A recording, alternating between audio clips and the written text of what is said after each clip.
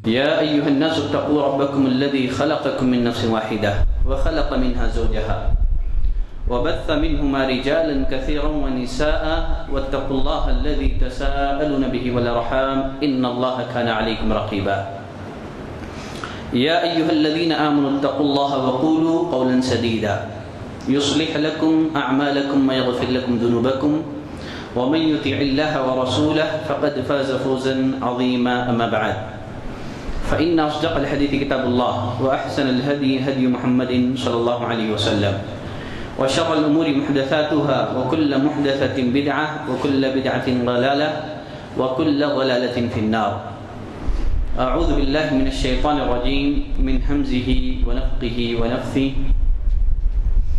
ولا تهنوا ولا تحزنوا وأنتم الأعلون إن كنتم مؤمنين. برادران اسلام، عزیز دوستوں، نوجوان ساتھیوں، خواتین اسلام، ہر قسم کی تعریف، بزرگی، بڑھائی صرف اللہ وحدہ لا شریک کے لیے لائق اور زیبا ہے، جو اس ساری کائنات کا خالق، مالک، رازق اور ہماری عبادتوں کا تنہا مستحق ہے۔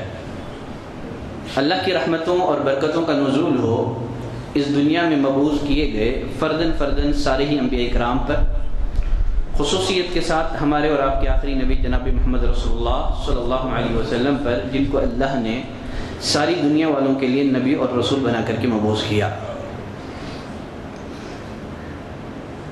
برادران اسلام، عزیز دوستوں، خواتین اسلام، جب سے اللہ نے اس دنیا کو بنا کر اس میں انسانوں کو بسایا ہے، اسی وقت سے انسانوں کی ہدایت، رہبری اور رہنمائی کے لیے اللہ نے پیغمبروں کا سلسلہ جاری کیا، اور سب سے آخر میں محمد صلی اللہ علیہ وسلم کو رحمت للعالمین بنا کر کے مبعوث کیا۔ آپ صلی اللہ علیہ وسلم نے لوگوں کو دین اسلام کی دعوت دی، توحید کی طرف بلایا، اور صحابہ اکرام کا ایک ایسا گروہ تیار کیا جنہوں نے دین اسلام کے لیے اپنا سب کچھ قربان کر دیا۔ نبی کریم صلی اللہ علیہ وسلم کی وفات کے بعد آپ کے مشن کو آگے بڑھایا، یہاں تک کہ دنیا نے دیکھ لیا جو کل تک صحرائے عرب میں گھوم کر کے بکریاں چرایا کرتے تھے، وہ عرب اور عجم کے رہبر اور رہنما بن گئے۔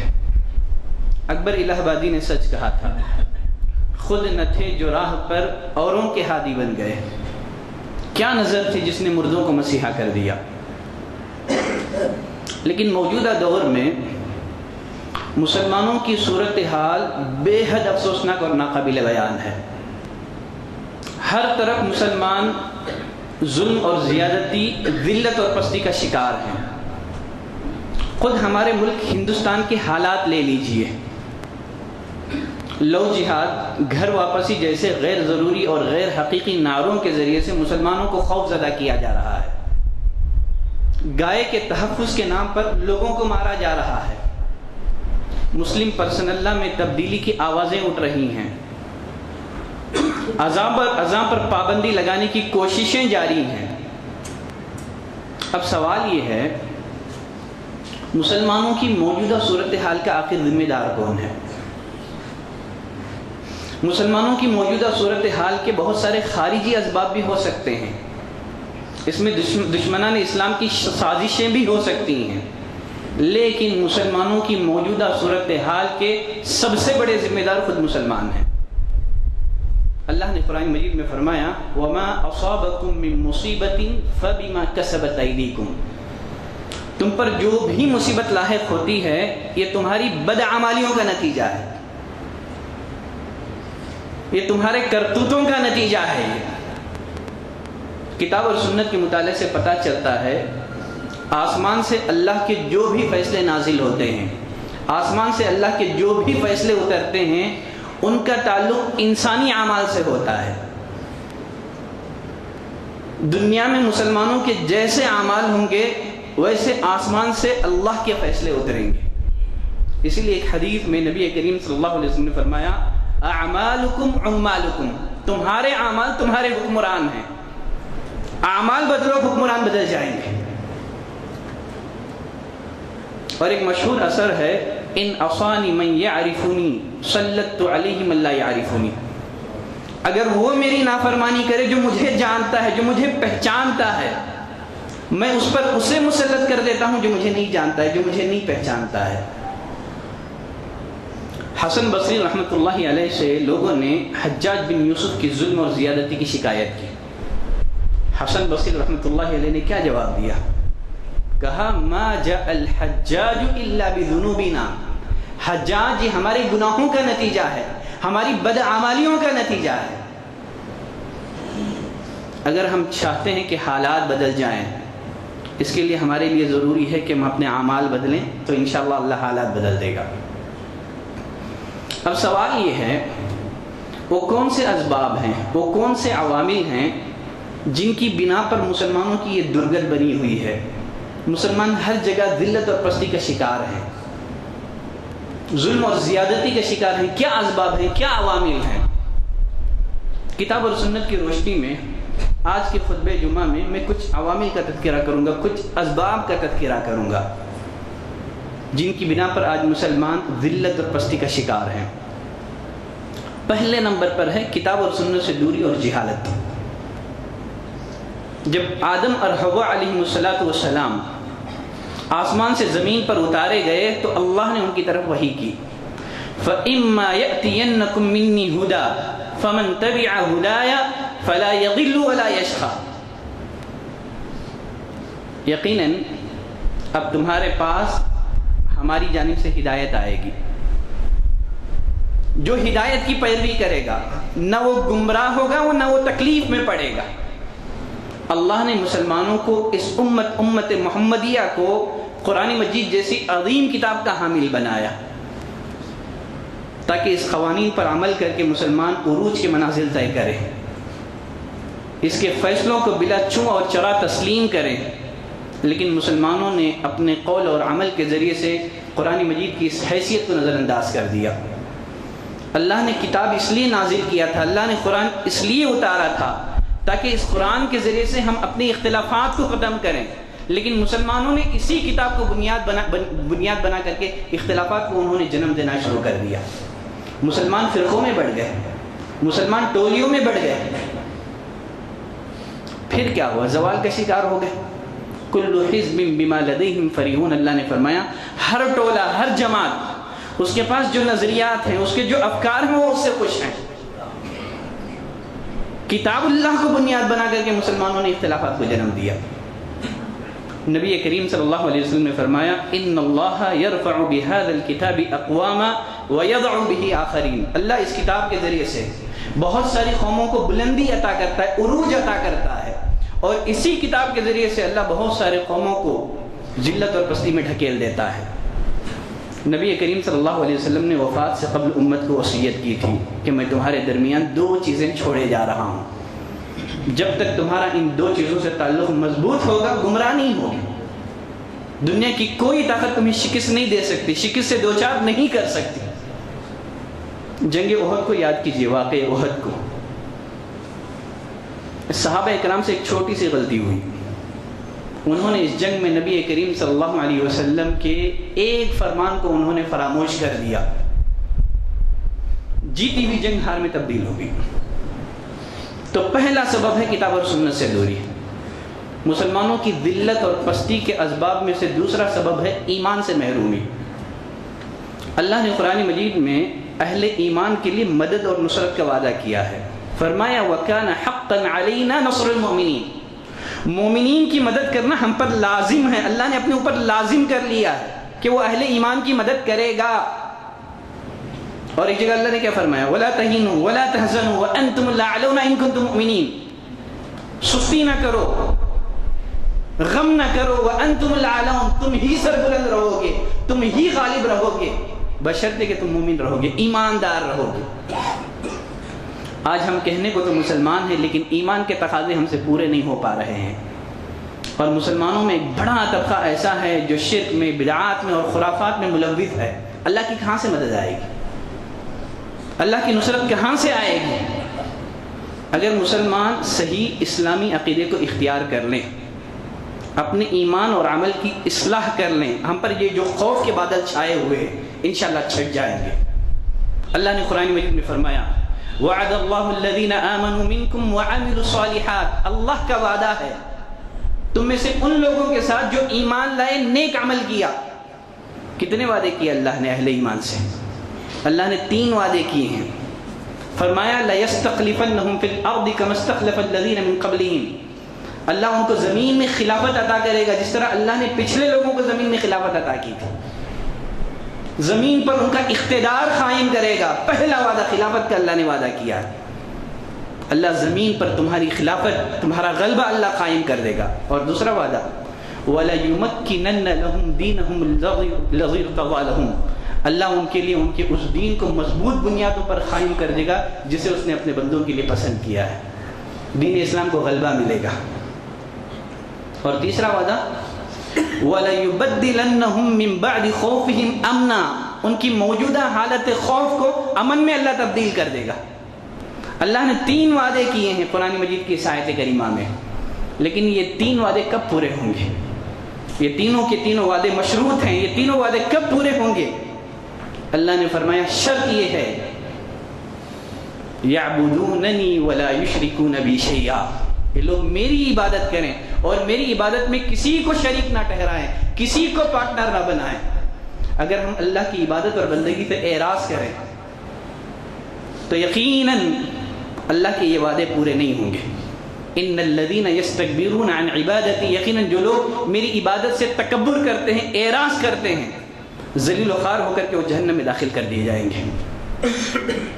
جو لوگ اللہ کی عبادت سے اعراض کرتے ہیں اللہ ان کی معیشت کو تنگ کر دے گا. اور جو شرک کرتے ہیں ان کے لیے بھی اللہ کا یہ وعدہ پورا نہیں ہوگا.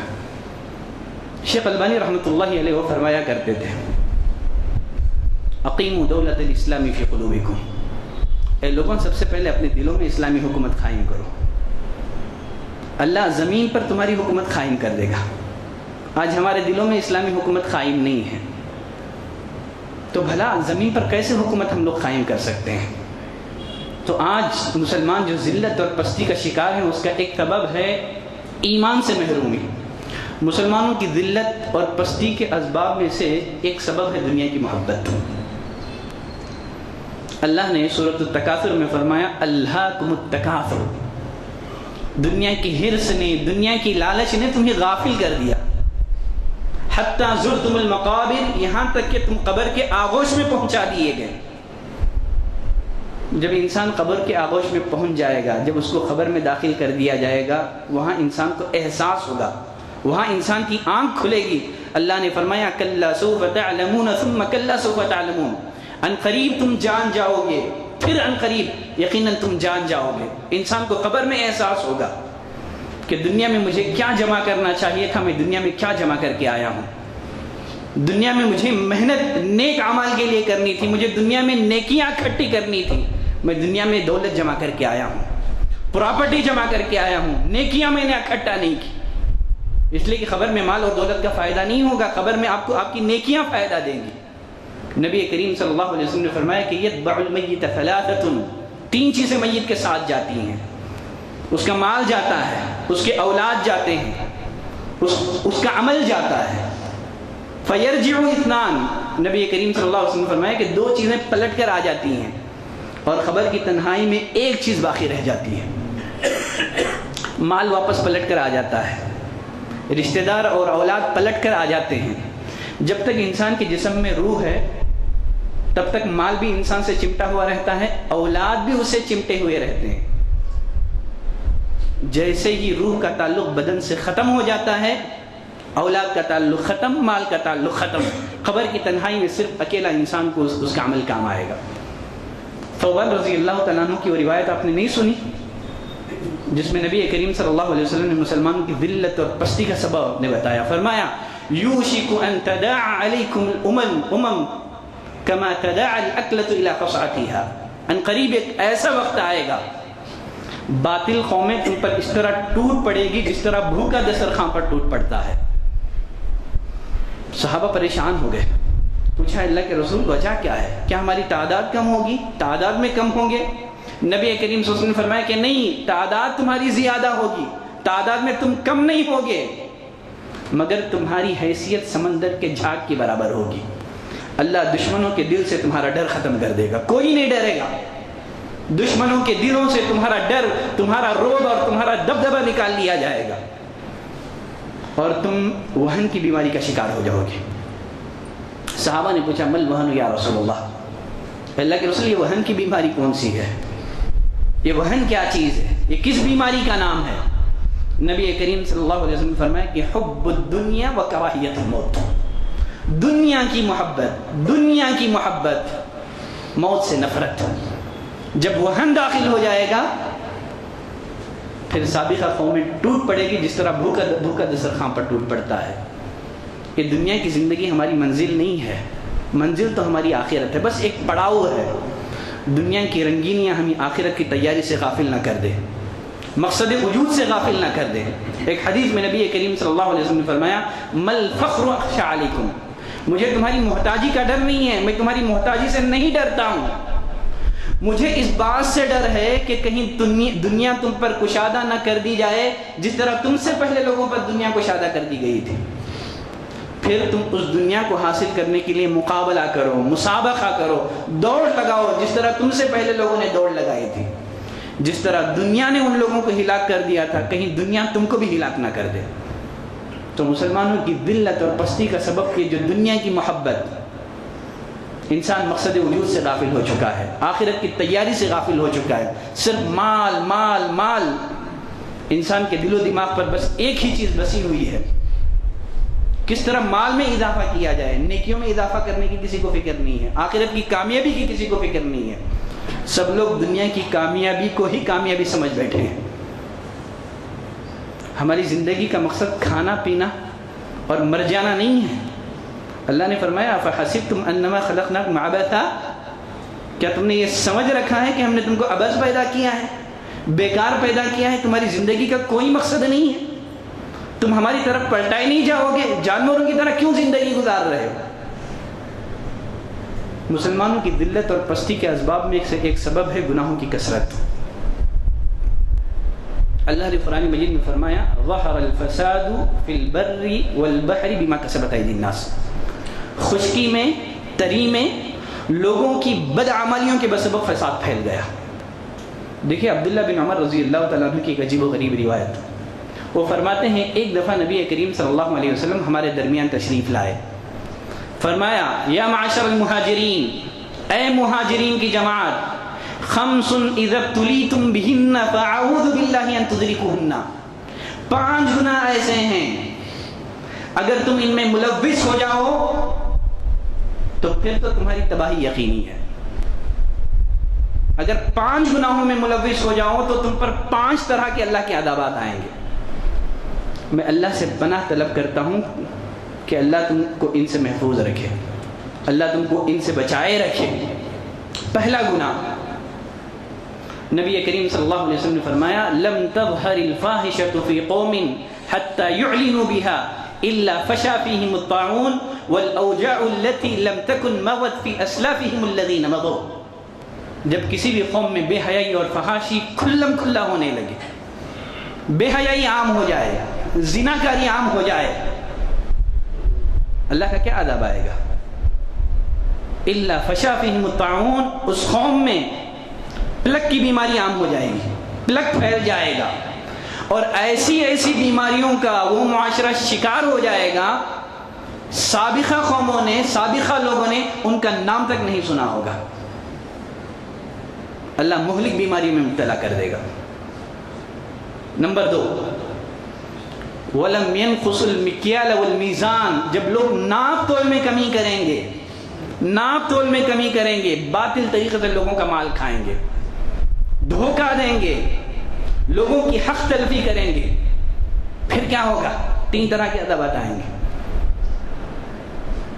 جو لوگوں کا مال باطل طریقے سے کھاتے ہیں، ناپ تول میں کمی کرتے ہیں، ڈنڈی مارتے ہیں، بدعنوانی کرتے ہیں، 3 طرح کے عذابات. ایک تو قحط سالی، رزق کی کمی، اور تیسرا بادشاہوں کا ظلم. بادشاہوں کا ظلم، اللہ ظالم بادشاہوں کو ایسی قوم پر مسلط کر دے گا. تیسرا گناہ اور اس کا عذاب. وَلَمْ يَمْنَعُوا زَكَاةَ أَمْوَالِهِمْ إِلَّا مُنِعُوا الْقَطْرَ مِنَ السَّمَاءِ. جب لوگ اپنے مالوں کی زکوٰۃ روک لیں گے تو اللہ آسمان سے بارش روک لے گا. فرمایا وَلَوْلَا الْبَهَائِمُ لَمْ تُمْطَرُوا، اگر چوپائے نہ ہوتے تو اللہ ایک قطرہ بارش نہ برساتا. چونکہ اس بستی پر جانور بھی ہیں، چوپائے بھی ہیں، ان کا کوئی گناہ نہیں ہے، ان کا کوئی جرم نہیں ہے.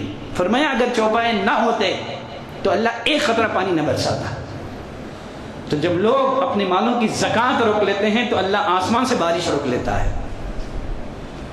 چوتھا گناہ اور اس کی سزا. فرمایا وَلَمْ يَنْقُضُوا عَهْدَ اللَّهِ وَرَسُولِهِ، جب لوگ اللہ اور اس کے رسول کے وعدوں کو توڑیں گے، کتاب اللہ اور سنت رسول کی مخالف ورزی کریں گے، پھر کیا ہوگا؟ سلط اللہ علیہم عدوا من غیرہم، اللہ ان پر ان کے علاوہ کے دشمن کو مسلط کر دے گا جو ان کی پراپرٹیوں پر قبضہ جما لیں گے. آج ہمارے ساتھ نہیں ہو رہا ہے؟ ہم نے کتاب اور سنت کو پس پشت ڈال دیا. آج اللہ نے ہم پر ظالم حکمرانوں کو مسلط کر دیا ہے جو ہماری پراپرٹیوں پر، جو ہمارے مال اور جائیداد پر قبضہ جما رہے ہیں، ناحق قبضہ جما رہے ہیں. وجہ کیا ہے؟ اس لیے کہ ہم نے اللہ اور اس کے رسول کے احکامات کو پس پشت ڈال دیا. ہمیں کوئی پرواہ نہیں ہے. پانچواں گناہ اور اس کی سزا. جب مسلمانوں کے حکمران قانون الہی کے مطابق فیصلہ نہ کریں، قانون الہی کے خلاف فیصلہ دیں، تو پھر ان میں خانہ جنگی عام ہو جائے گی، مسلمان آپس میں لڑ پڑیں گے. تو غرض آج جو مسلمانوں پر ذلت چھائی ہوئی ہے، مسلمان جو پستی کا شکار ہیں، اس کی ایک بنیادی وجہ گناہوں کی کثرت ہے. اور ایک روایت میں نبی کریم صلی اللہ علیہ وسلم نے فرمایا اذا ظهر الربا او الزنا في قوم فقد احلوا انفسهم عذاب اللہ. جب کسی بھی قوم میں زنا اور سود عام ہو جائے گا، جب کسی بھی معاشرے میں زنا اور سود عام ہو جائے گا، فقد احلوا انفسهم عذاب اللہ، ایسا معاشرہ، ایسی قوم اپنے اوپر عذاب الہی کو حلال کر لیتی ہے. مسلمانوں کی ذلت اور پستی کے اسباب میں سے ایک سبب ہے امر بالمعروف و نہی عن المنکر، اس فریضے کی ادائیگی میں کوتاہی ہے. بھلائی کا حکم نہ دینا اور برائی سے نہ روکنا، اس فریضے کی ادائیگی میں کوتاہی. اللہ نے فرمایا کنتم خیر امہ، تم اس روئے زمین کی سب سے بہترین امت ہو. اخرجت للناس، فرمایا تم کو لوگوں کے لیے برپا کیا گیا ہے، تم کو لوگوں کے لیے نکالا گیا ہے. اللہ نے نبی کے بارے میں کیا فرمایا؟ کافۃ للناس. ہمارے جو نبی ہیں یہ سارے انسانوں کے نبی ہیں، ہر کالے اور گورے کی طرف آپ بھیجے گئے ہیں. کافۃ للناس. قرآن مجید ھدی للناس ہے، ہمارا رب رب الناس ہے. اور اللہ نے اس امت کا جب تعارف کروایا، کہاں کنتم خیر امت اخرجت للناس، تم اس روئے زمین کی سب سے بہترین امت ہو. کیوں بہترین امت ہو؟ اخرجت للناس، تم کو لوگوں کے لیے برپا کیا گیا ہے، نبیوں والا کام تم کو کرنا ہے. اس لیے کہ انبیاء کا سلسلہ ختم ہو گیا ہے، لیکن جو اصلاح کا کام ہے، جو دعوت و تبلیغ کا کام ہے، اللہ نے یہ ذمہ داری امت پر عائد کر دی ہے. کہا کہ تم بہترین امت ہو. اخرجت للناس، تم کو لوگوں کے لیے برپا کیا گیا ہے. تمہاری ذمہ داری کیا ہے؟ تأمرون بالمعروف وتنہون عن المنکر وتؤمنون باللہ، بھلائی کا حکم دیتے ہو، برائی سے روکتے ہو. بھلائیوں میں سب سے بڑی بھلائی کون سی ہے؟ نیکیوں میں سب سے بڑی نیکی کون سی ہے؟ لوگوں کو توحید کی طرف دعوت دینا. اور برائیوں میں سب سے بڑی برائی کون سی ہے؟ کہ لوگ اللہ کے علاوہ کسی کے در پر اپنی پیشانیوں کو جھکائیں. یہ اس امت کی ذمہ داری ہے. جو پیشانیاں غیر اللہ کے آگے جھکی ہوئی ہیں ان کو رب العالمین کے سامنے جھکانا، یہ ہماری ذمہ داریاں ہیں. کہا کہ بھلائی کا حکم دو گے، برائی سے روکو گے، اللہ پر ایمان لاؤ گے. عمر بن الخطاب رضی اللہ تعالیٰ عنہ فرماتے ہیں جو اپنا شمار خیر امت میں کروانا چاہتا ہے اس کو چاہیے کہ ان شرائط کو پورا کرے جو اس آیت کریمہ میں بیان ہوئے ہیں. جو ان شرائط کو پورا کرے گا، جو ان کنڈیشنوں پر پورا اترے گا، اس کا شمار خیر امت میں سے ہوگا. جو بھلائی کا حکم دے گا، برائی سے روکے گا، اللہ پر جس کا ایمان ہوگا وہ خیر امت، ورنہ پھر وہ خیر امت میں نہیں ہے، وہ شر امت ہوگا۔ اور وہ حدیث نبی کریم صلی اللہ علیہ وسلم نے فرمایا والذی نفسی بیدہ لتأمرن بالمعروف ولتنہؤن عن المنکر، بالضرور تم لوگوں کو بھلائی کا حکم دو گے، برائی سے روکو گے۔ اگر تم نے ایسا نہ کیا تو کیا ہوگا؟ او لیوشکن اللہ ان یبعث علیکم عقابا منہ، اللہ تم پر اپنا عذاب بھیجے گا، اللہ تم پر اپنا عذاب نازل کرے گا، پھر تمہارے نیک لوگ دعا کریں گے، اللہ تمہاری دعا کو ریجیکٹ کر دے گا۔ ہم پر جو اللہ کا عذاب آئے گا دعاؤں سے نہیں ٹلے گا، جب تک ہم اپنے اندر تبدیلی نہیں لائیں گے ہم پر جو ذلت چھائی ہوئی ہے وہ ہٹنے والی نہیں ہے۔ اپنے اندر تبدیلی لائیں، بہتر تبدیلی لائیں، دعا کرو گے، اللہ تمہاری دعا کو ریجیکٹ کر دے گا۔ اگر کسی بھی معاشرے میں برائی عام ہو جائے، بھلائی کو حکم دینے والے، برائی سے روکنے والے معاشرے سے ناپید ہو جائیں، کوششیں بند ہو جائیں، تو پھر ایسا معاشرہ اللہ کے عذاب اور اللہ کے قہر کا شکار ہو جاتا ہے۔ نیک لوگوں کی موجودگی معاشرے کو اللہ کے عذاب سے نہیں بچا سکتی، اس لیے کہ نیک لوگوں کی موجودگی سے معاشرے کو کچھ بھی فائدہ نہیں ہے۔ اللہ نے فرمایا واتقوا فتنہ واتقوا فتنہ لا تصیبن الذین ظلموا منکم خاصہ، اس فتنے سے ڈرو جس کا شکار صرف ظالم نہیں ہوں گے، نیک لوگ بھی اس فتنے کا شکار ہو جائیں گے۔ نبی کریم صلی اللہ علیہ وسلم سے پوچھا ام المؤمنین ام سلمہ نے انہلک وفینا الصالحون، اللہ کے رسول نیک لوگوں کی موجودگی میں ہم ہلاک کر دیے جائیں گے؟ نبی کریم صلی اللہ علیہ وسلم نے فرمایا کہ ہاں، نیک لوگوں کی موجودگیوں میں آسمان سے تمہارے ہلاکت کے فیصلے ہوں گے۔ کب؟ اذا کثر الخبث، جب گندگی عام ہو جائے گی، جب برائی عام ہو جائے گی۔ ہاں، اگر معاشرے میں بھلائی کا حکم دینے والے لوگ موجود رہیں، برائی سے روکنے والے لوگ موجود رہیں، ایسا معاشرہ اللہ کے عمومی عذاب سے محفوظ رہتا ہے۔ اللہ نے فرمایا وَمَا كَانَ رَبُّكَ لِيُهْلِكَ الْقُرَى بِظُلْمٍ وَأَهْلُهَا مُسْلِمُونَ، آپ کا رب ایسا نہیں ہے کہ کسی بستی والوں کو ظلم سے ہلاک کر دے، وَأَهْلُهَا مُسْلِمُونَ، جبکہ وہاں کے بسنے والے، وہاں کے باشندے اصلاح کا کام کر رہے ہو۔ تو آج جو ہم پر ذلت چھائی ہوئی ہے اس کی ایک بنیادی وجہ یہ ہے کہ ہم نے یہ جو دعوت اللہ کا فریضہ ہے، لوگوں کو خیر کی دعوت دینا ہے، لوگوں کو بھلائی کی دعوت دینا ہے، ہم نے اس فریضے کی ادائیگی میں کوتاہی کی۔ چلیں، مسلمانوں کی ذلت اور پسپائی کے اسباب میں سے ایک سبب ہے مسلمانوں کا باہمی انتشار، اختلاف، مسلمانوں کا فرقوں میں بٹ جانا۔ نبی کریم صلی اللہ علیہ وسلم کو اختلاف سے کتنی نفرت تھی، کتنی چڑ تھی، اس کا اندازہ آپ اس حدیث سے لگائیں۔ نبی کریم صلی اللہ علیہ وسلم جب نماز پڑھانے کے لیے مصلی پر کھڑے ہوتے، صحابہ سے فرماتے اقیموا صفوفکم اقیموا صفوفکم، اے لوگوں اپنے صفوں کو درست رکھو، سیدھی رکھو، درمیان میں خلا نہ چھوڑو۔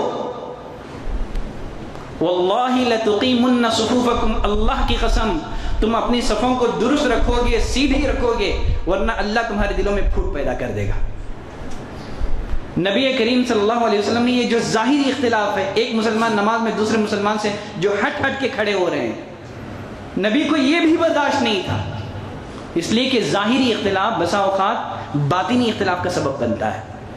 نبی نے اس ظاہری اختلاف کو بھی برداشت نہیں کیا، کہا صفوں کو سیدھی رکھو، ورنہ اللہ تمہارے دلوں میں پھوٹ ڈال دے گا، ورنہ اللہ تمہارے دلوں میں نفرت ڈال دے گا۔ دیکھیے، اتحاد ایک اللہ کی بہت بڑی نعمت ہے۔ اللہ نے قرآن مجید میں اتحاد کو نعمت کہا ہے، فرمایا وَاذْكُرُوا نِعْمَتَ اللَّهِ عَلَيْكُمْ، اللہ کی نعمت کو یاد کرو، اِذْ كُنْتُمْ أَعْدَاءً، جب تم ایک دوسرے کے دشمن تھے، فَأَلَّفَ بَيْنَ قُلُوبِكُمْ، اللہ نے تمہارے دلوں میں الفت پیدا کی، اللہ نے تمہارے دلوں میں محبت پیدا کی۔ دلوں میں الفت پیدا کرنے والا کون ہے؟ اللہ ہے۔ اور ایک جگہ اللہ نے فرمایا اے نبی لو انفقت ما فی الارض جمیعا، اگر آپ زمین کے سارے خزانے خرچ کر دیں آپ دلوں میں الفت پیدا نہیں کر سکتے، محبت پیدا نہیں کر سکتے، اللہ ہے جو لوگوں کے دلوں میں الفت اور محبت پیدا کرتا ہے۔ اللہ نے مومنوں کے دلوں میں الفت اور محبت پیدا کر دی ہے۔ اللہ نے نعمت کہا ہے، یاد کرو نعمت کو، دشمن تھے، اللہ نے تمہیں بھائی بھائی بنا دیا۔ فَأَصْبَحْتُمْ بِنِعْمَتِهِ إِخْوَانًا، تم اللہ کی نعمت کے نتیجے میں بھائی بھائی بن گئے۔ اس کے برخلاف اختلاف کیا ہے؟ جب اتحاد نعمت ہے تو اختلاف اللہ کا عذاب ہے۔ اللہ نے قرآن مجید میں اختلاف کو، انتشار کو، فرقوں میں بٹنے کو، ٹولیوں میں بٹنے کو اللہ نے عذاب سے تعبیر کیا ہے۔